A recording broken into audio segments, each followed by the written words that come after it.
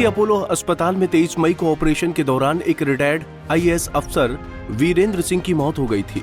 परिजनों ने अस्पताल के डॉक्टर पर लापरवाही का आरोप लगाते हुए जमकर हंगामा किया। मृतक की बेटी निशी सिंह का कहना है कि अपोलो अस्पताल के कार्डियोलॉजिस्ट डॉक्टर बाबानंद दास की लापरवाही के कारण उनके पिता की मौत हुई है। उन्होंने आरोपी डॉक्टर के खिलाफ एफआईआर दर्ज कर कार्रवाई करने की मांग की है।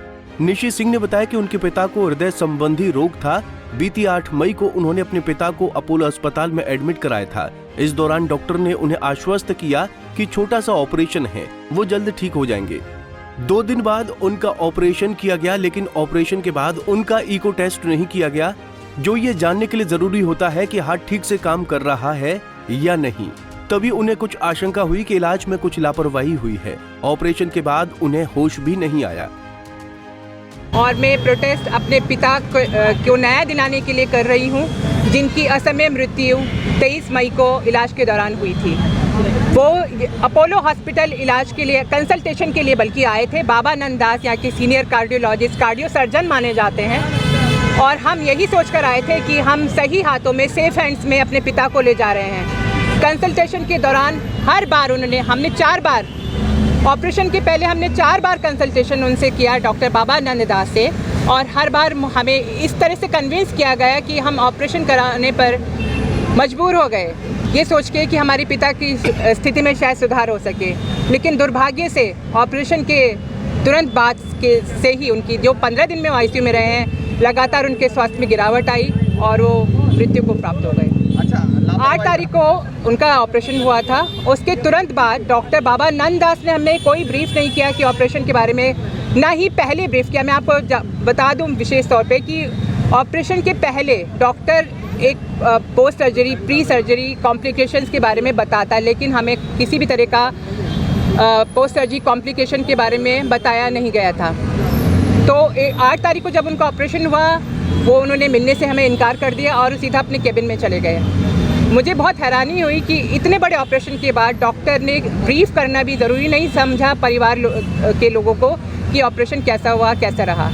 उसके बाद इको नहीं हुआ। सबसे बड़ा इनका लैब्स है, कमी इस बात की है कि इको नहीं हुआ। इको आप किसी भी हॉस्पिटल में, किसी भी कार्डियोलॉजिस्ट से अगर आप पूछेंगे, जो इस तरह का ऑपरेशन होता है, इसमें इको बहुत ज़रूरी होता है ये जानने के लिए कि हार्ट की क्या कंडीशन है ऑपरेशन के बाद। इतना बड़ी उनकी ओपन हार्ट सर्जरी हुई थी, तो इको जो बेसिक टेस्ट है वो 15 दिनों के दौरान एक बार भी नहीं किया गया।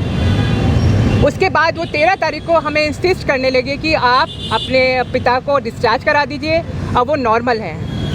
हमें हैरानी हुई कि जो पेशेंट जो मतलब पूरे अर्धमूर्छित व्यवस्था में है, वो पूरी तरह से होश में नहीं आया है, वो खा नहीं पा रहा है, वो पी नहीं पा रहा है, अपने आप बैठ नहीं पा रहा है, वो इतने कमज़ोर हो गए थे 5 दिनों में ही। तो आप उन्हें डिस्चार्ज करने के लिए कह रहे हैं। फिर उन्होंने कहा कि हम इन्हें स्टेप डाउन आईसीयू में कर देते हैं। स्टेप डाउन आईसीयू जो है इनकी, वो तब उनको पेशेंट को वहाँ शिफ्ट किया जाता है जब वो एकदम नॉर्मल अवस्था में होता है। कई पेशेंट स्टेप डाउन से ही डिस्चार्ज कर दिए जाते हैं, ऐसा हमें बताया गया था। पर मेरे पिता की कंडीशन उसके बाद लगातार दिन पर दिन ख़राब होती गई। उन्हें फ्राइडे को वहाँ पे स्टेप डाउन आईसीयू में शिफ्ट किया गया और हमें 1-2 दिन बाद ही बताया गया कि वो क्रिटिकल हैं।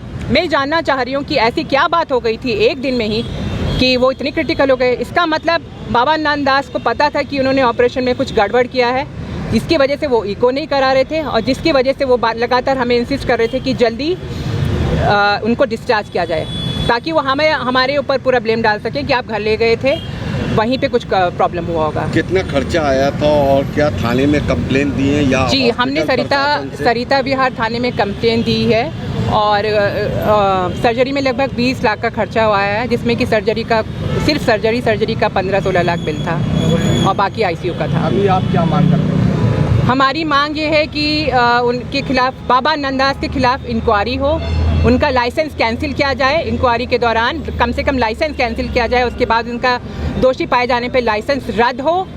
और सरिता विहार थाने में हमने कंप्लेंट दर्ज कराई है। मेरी मांग है डीसीपी सरिता विहार से कि वो उसको एफआईआर करें, उनके खिलाफ, बाबानंद दास के खिलाफ एफआईआर दर्ज कराई। अभी पुलिस क्या कह रही है?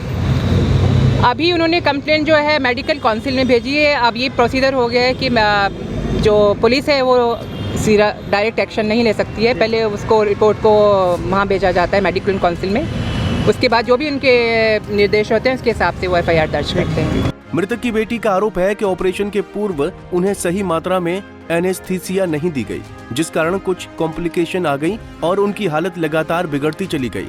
डॉक्टर नंददास ने उनसे 20 लाख रुपए भी जमा करवा लिए और उन्हें ICU में रखा गया। इको रिपोर्ट के बारे में डॉक्टर से बार बार पूछने पर भी कोई जवाब नहीं मिला और अगली सुबह 23 मई को उन्हें अस्पताल से जानकारी दी गई कि उनके पिता की मौत हो गई। वहीं मृतक की बेटी निशी सिंह ने सोशल मीडिया के माध्यम से अपने दोस्तों और परिचितों को इस अस्पताल में इलाज नहीं कराने की अपील की है। दिल्ली से राकेश सोनी, पंजाब केसरी टीवी। हमसे जुड़े रहने के लिए हमारे YouTube चैनल को सब्सक्राइब करें और नई वीडियो की नोटिफिकेशन के लिए बेल आइकॉन को दबाएं।